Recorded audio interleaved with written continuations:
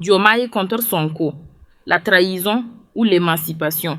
Diomaye vient d'être assassiné politiquement par son camp. Pourquoi? À cause du pouvoir. Ils se sont trahis l'un l'autre.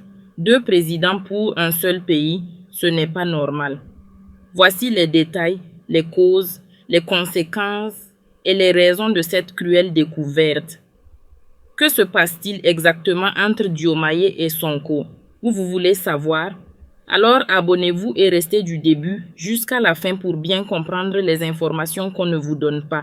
Parce que c'est très lourd. Nous sommes le vendredi 22 mai 2026. Il est tard. La chaleur de Dakar est lourde comme une menace. Les rues sont silencieuses. Et soudain, la télévision nationale interrompt ses programmes. Un homme s'avance devant les caméras. C'est le ministre secrétaire général de la présidence, Oumar Samba Ba. Sa voix est posée presque froide. Il lit un décret. Le décret numéro 2026-1128. Et en quelques secondes, tout bascule. Ousmane Sonko, premier ministre du Sénégal, est limogé. Le gouvernement est dissous. Le tandem qui avait fait rêver tout un peuple vient de voler en éclats en direct devant des millions de téléspectateurs stupéfaits. Ce soir-là, personne n'a dormi sereinement au Sénégal. Pour comprendre l'ampleur de ce séisme, il faut revenir en arrière. Mars 2024, le Sénégal vient de vivre une élection présidentielle extraordinaire. Ousmane Sonko, le lion de Ziguinchor, le tribun que des années de poursuites judiciaires, d'emprisonnement et de persécution n'ont pas réussi à briser, n'a pas pu se présenter. Inéligible, écarté par le système qu'il combattait depuis des années. Alors il a fait quelque chose de rare, de très rare en politique africaine. Il a mis son ego de côté. Il a pris sur lui et il a porté sur ses épaules un autre homme, Bassirou Diomaye Faye, son frère de combat, son camarade de cellule.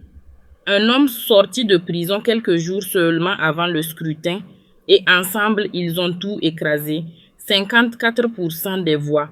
Au premier tour, un raz-de-marée. Le peuple sénégalais avait voté pour eux deux en même temps, pour leur projet commun, pour leur promesse partagée de rupture avec l'ancien système corrompu. Le slogan résumait tout. Diomaye Moïse Sonko, Diomaye S. Sonko. Une seule âme, un seul combat, un seul destin. 2 ans plus tard, cette âme s'est déchirée. Et les signes avant-coureurs existaient depuis des mois pour ceux qui regardaient attentivement. Les divergences de méthode d'abord.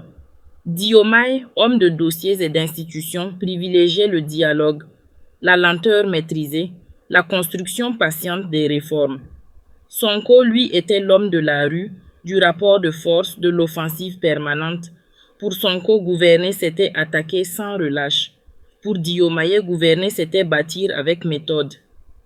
2 visions, 2 tempéraments, 2 manières radicalement opposées d'incarner le pouvoir, incompatibles sur la durée. Et tout le monde au palais le savait, mais personne n'osait le dire à voix haute. Puis 20 septembre 2025, Sonko convoque un rassemblement qu'il qualifie lui-même d'historique devant ses partisans, avec un thème qui ressemble à un avertissement solennel. L'État, la politique et le PASTEF. Un premier ministre qui organise un meeting pour parler de son propre parti face à son propre président. Le signal est d'une clarté absolue pour qui veut bien le lire. La fissure est devenue fracture ouverte.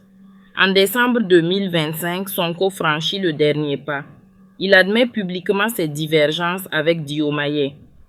Plus de façade, plus de solidarité affichée. Le slogan Diomaye Moïse Sonko se retourne comme un couteau. Diomaye du Sonko. Diomaye n'est pas Sonko. Les deux hommes coexistent au sommet de l'État mais ne se parlent plus vraiment. Ils s'observent, ils se mesurent, ils attendent. Et puis Diomaye a choisi. Pas le dialogue, pas la médiation, le décret. Brutal, net, sans préavis public. En signant le décret 2026-1128, Bassirou Diomaye Faye envoie un message d'une clarté absolue à son ancien mentor, à son parti et au peuple sénégalais tout entier. Je suis le président, moi seul. Ce soir-là, des centaines de militants de Sonko se rassemblent spontanément devant sa résidence à Dakar pour lui manifester leur soutien. La rue est avec Sonko, le palais est avec Diomaye, et le Sénégal se retrouve en une seule nuit coupé en deux. Alors, trahison ou émancipation? La réponse dépend de quel côté de Dakar vous vous trouvez. Pour les sonkoïstes, c'est une trahison impardonnable. L'homme que Sonko a porté, protégé, propulsé au sommet de l'État, vient de lui retirer le pouvoir au nom de son autorité constitutionnelle.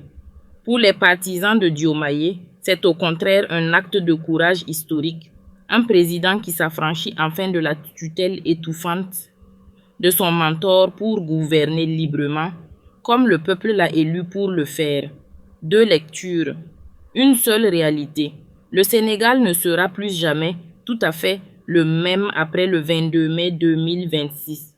Et le vrai deuxième tour, celui que les urnes n'ont jamais organisé entre ces deux hommes, vient seulement de commencer. Le Sénégal dans l'inconnu. Qui gouverne vraiment?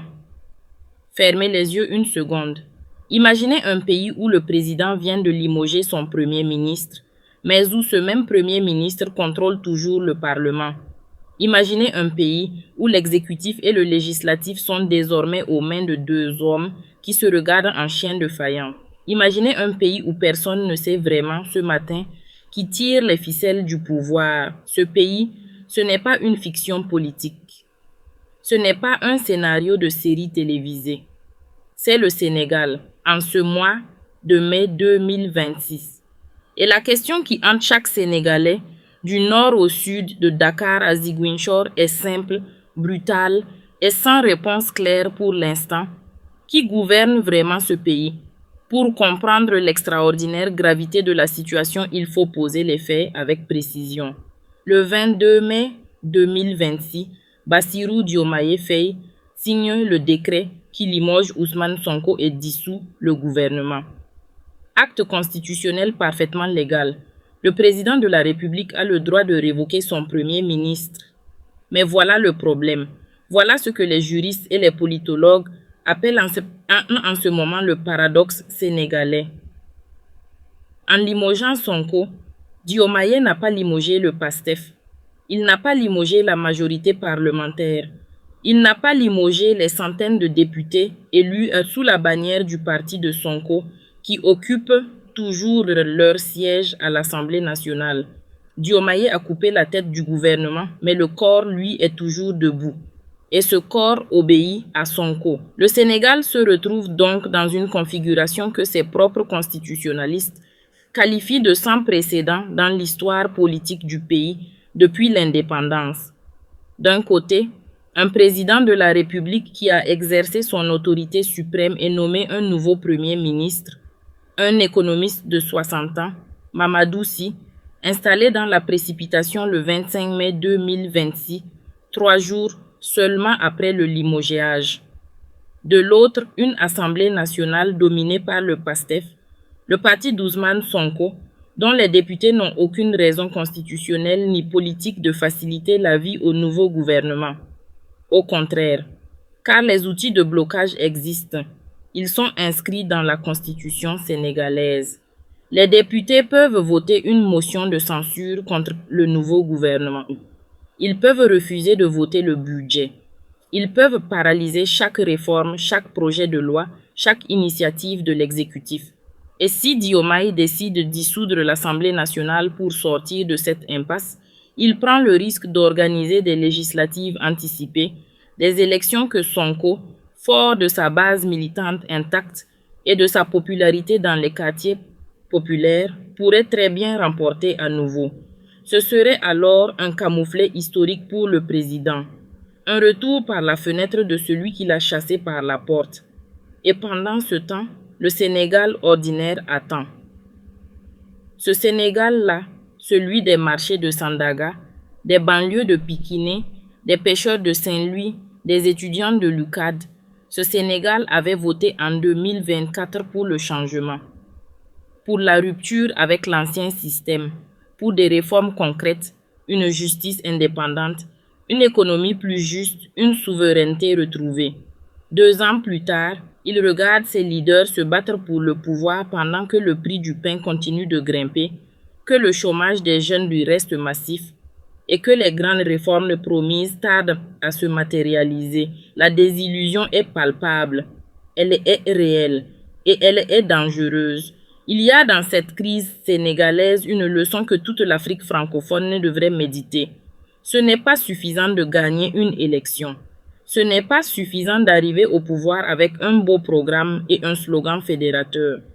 Gouverner, c'est construire des institutions solides, des règles claires, des mécanismes de régulation des conflits internes qui ne dépendent pas de la bonne entente personnelle entre 2 hommes. Le Sénégal a construit son alternance de 2024 sur un duo, et ce duo était en réalité une bombe à retardement institutionnel. Le jour où les 2 hommes se sont séparés, la bombe a explosé. Qui gouverne vraiment le Sénégal aujourd'hui? La réponse honnête est personne ne le sait encore. Diomaye a le palais, Sonko a la rue et le parlement. Et entre les deux, il y a un peuple qui attend, qui observe et qui commence à se demander si la révolution qu'il a cru faire en mars 2024 n'était pas, finalement, une simple querelle de palais déguisée en espoir.